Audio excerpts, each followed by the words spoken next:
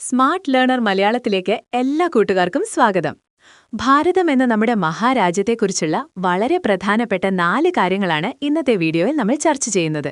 നമുക്ക് വീഡിയോയിലേക്ക് കടക്കാം. ലോകത്തിലെ വിസ്തീർണത്തിൽ 7ാം സ്ഥാനത്തുള്ള രാജ്യമാണ് ഇന്ത്യ.